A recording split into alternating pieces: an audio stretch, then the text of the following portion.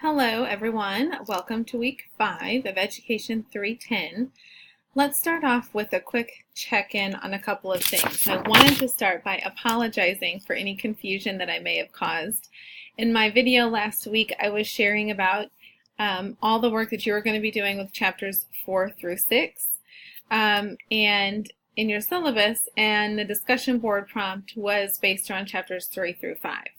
So the work that was expected to be completed was the same as what I was sharing with you. I was just simply saying the wrong chapter numbers. So the work should have been completed as it was assigned. The discussion board applied to the correct chapters that you should have been reading and responding to. And I see most of you have done that in the discussion board, so thank you for continuing to just take that initiative. And know that it was just a mix-up on my mistake, so I apologize for that confusion. So last week your work should have been completed around chapters 3, 4, and 5. This week we're going to focus on chapters 6 through 10, which sounds like a lot, but they are not lengthy chapters, and instead they are chapters that kind of take us through a couple different types of assessments. So please know that your work last week should have been around chapters 3, 4, and 5. I made the mistake of, while I was discussing the content of chapters 3, 4, and 5, I was saying 4, 5, and 6, so my apologies for that. Also, just an FYI, that this week midterms are due. We are officially halfway through our course time together, so be looking for that information. My grades are due for you guys on Wednesday morning, so no later than that point in time your grades should be in and updated. I've got a few more notebooks that I'm looking through to just check your notes as you're reading through on your coursework and your textbooks, and then I'll be putting all of those grades and that information in.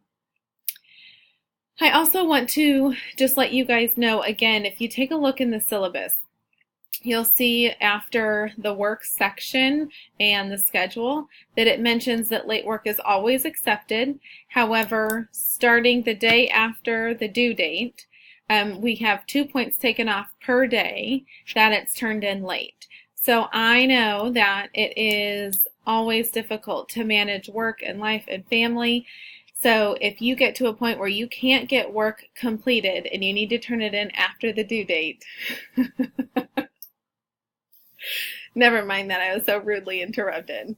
If you can't get it in and you need to turn it in a little bit late, that is fine. I always accept late work, but please know that that still comes with the 2 points off per day. So please just understand that. I understand life happens, but that is clearly stated in the syllabus. And so now that we are kind of hitting our stride and going in class, we need to make sure that we're honoring that and getting our work completed. All right, let's talk about week 5. So when we go into our syllabus here, let me see if it will go in okay. All right, as we get into week 5, as I said, our discussion board this week and our chapter content, we're really talking about types of assessment that hopefully we're seeing done correctly in classrooms as we're working. So let's take a look at what our learning outcomes are and what we're doing. So you are going to be reflecting on types of assessment. You're going to apply those growth mindset and assessment concepts in the field as you're working in your classrooms with your students. You're going to extend the thinking from your book studies, both, I know we're finished with growth mindset, but we're going to be thinking still with that growth mindset. And then also what we've read so far in our classroom assessment textbook, we're going to be applying those in the field. You will continue also to carry out your intervention sessions for your students in your small groups. And then I have some support for you if you need that on the formatting of your textbooks. Of your assessment notebooks. So let's go back in. If we go into our weekly content, if you go now into week 5, should be showing up for you. There's a couple of things that are going to be in here. So the first is your discussion board. So let me talk through that. So this discussion board, after you've read your chapters 6 through 10, you're going to reflect and respond to the prompt below. So chapters 6 through 10 talk about different types of assessments that we give in our classroom. Selected response, constructed response, performance assessments, portfolios, and effective assessment. There's your keyword, effective assessment. Take a look around your classroom this week and choose an assessment that your partner teachers are administering to either a small group or whole class. So we give tests and little assessments throughout the day, throughout the week in our classroom. So I want you to just take a moment as you are looking at the practices in your classrooms this week and pull out a copy of an assessment that your teachers are giving, and I want you to just take a quick picture of it so you can upload that image into your discussion board post. So once you have a picture of the assessment, here are the 4 things that you're going to be doing for your discussion board. Number 1, upload the picture itself of the test that you're looking at. You can add the image into your post. There's a little button. Let's see. If I go into the discussion board,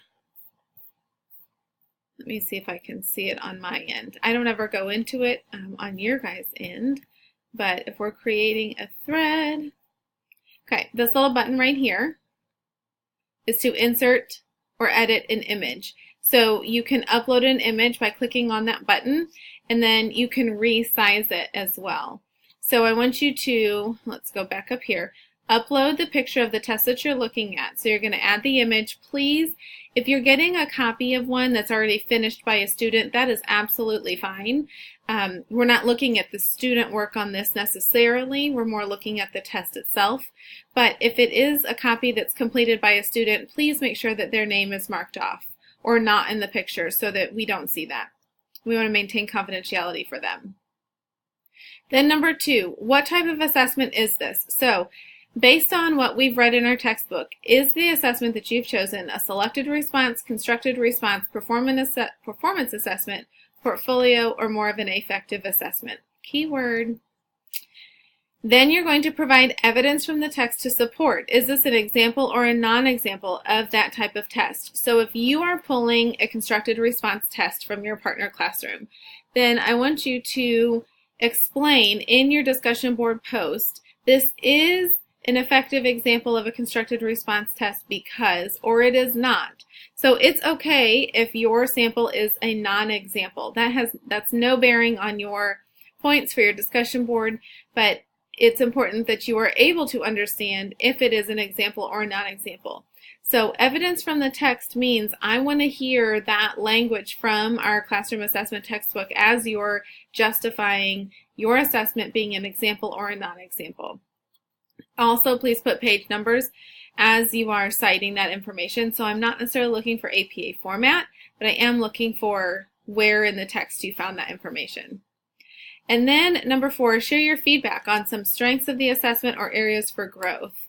So you've chosen your assessment, taken a picture, you've identified what kind of assessment it is, you've explained using evidence from your text why it is or is not a good example of that type of test. And then now you're going to share your feedback on this is what's good about it, and or this is what would need some improvements in order to really truly be an effective constructed response test. So you can do strengths and weaknesses, strengths or weaknesses, so it doesn't have to be both, just whatever you choose to do. So that is your discussion board this week. So please make sure, let me get back into our weekly content here. Please make sure that you are answering all 4 parts of that. Also, in week 5, you are continuing in your interactive notebooks. So please remember that each chapter, 6, 7, 8, 9, and 10, has their own notes page in your interactive notebook. So that is not going to be counted in with your midterm grades because that's not due until Sunday and your grades are due before then. But please make sure you're doing your chapter reflections in your interactive notebook. Your discussion board, of course, and then I also want to touch base on last week I mentioned that I would have a support for you as you are doing your intervention groups. So I have here for you, now please remember this is a make a copy link to a sample assessment notebook. This is not a required format, it is simply a tool as you build your own. You are welcome to use any of this that suits you or none of it at all if you have your own system going. So this link should take you into a Google spreadsheet that you can edit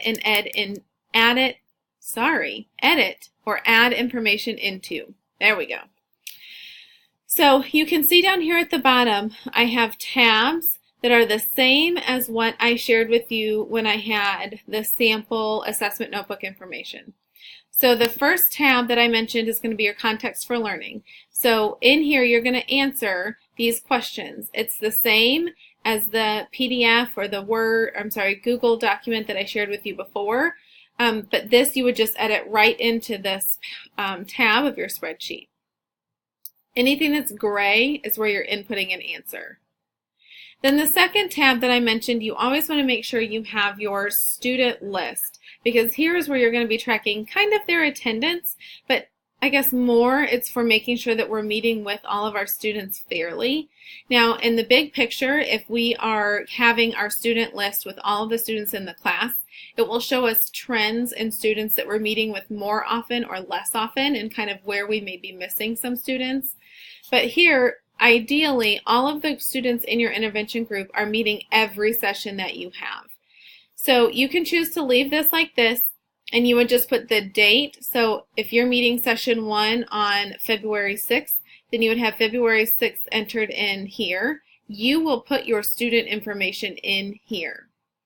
You can also change where this says session 1 through 10, and you can put the dates here, and then you would put like an X or a check mark or something noting if they're here or if they've missed your session. Then I've also mentioned that it's important to have your monthly calendar so that you're able to plan your sessions, and you can make any notes. So if I'm having a group on February 6th, and then my next group is going to be February 13th, and maybe I need to remember that I need to meet with Emily when I meet with my group on the 13th, so I can jot a little note here in my calendar to make sure that I remember on the 13th that I meet with her. So I went ahead and put in March, April, and May. Use whatever you need. Don't use any. It's totally up to you. Then I also inserted a lesson planning template, the same one that I gave you. I put 6 in here. If you need more, then you can certainly just click on the little arrow and duplicate as you need. But these would be for each of your sessions. Please, though, do keep in mind the rubric, because there's a couple of other pieces that you need to reflect on after each session. So please make sure that you look at that rubric. You need your lesson plan so that you have your lesson planned for your session, but please make sure that you have all of that rubric criteria also for each of your lessons.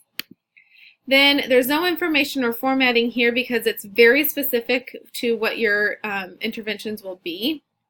But there's a tab for recording your recording data.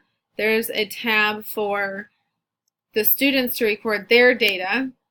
And then there's a tab for each of your students as they are working in your group. Okay. So you can see that this is where you would do, like, you can cut and paste images in here of the student work so that you have that as evidence. So again, this is just a sample of an assessment notebook that you are welcome to use as you see fit, as much or as little as possible. The one thing that I do want to clarify is you guys are using week to week your interactive notebook as you're reading through the textbooks. And you're also now building an assessment notebook. So technically, these are two separate things, but they are kind of combined in the fact that you are applying the content that you're taking your notes on in your interactive notebook as you are using your assessment notebook for your intervention groups. So you're using the content from interactive notebook as you're working through your assessment notebook, but they are technically two separate notebooks. So I just want to make sure that we clarify that. If you want to add assessment notebook pages to your interactive notebook, like if you want to go to the end of your slides and insert more and just build your assessment notebook in there so it's all in one place, that's absolutely fine. That's up to you to get that formatting and all set, but it's absolutely up to you. You can do that. So I just wanted to make sure I clarified that technically you are functioning with two separate notebooks, but they should be talking to each other because you should be applying your interactive notebook notes to your assessment notebook. Well, hopefully week 5, as we get started in our second half, is kind of continuing the pace slow and steady for you guys. If you have any questions, please always let me know. Never hesitate to reach out. I hope you have a great week.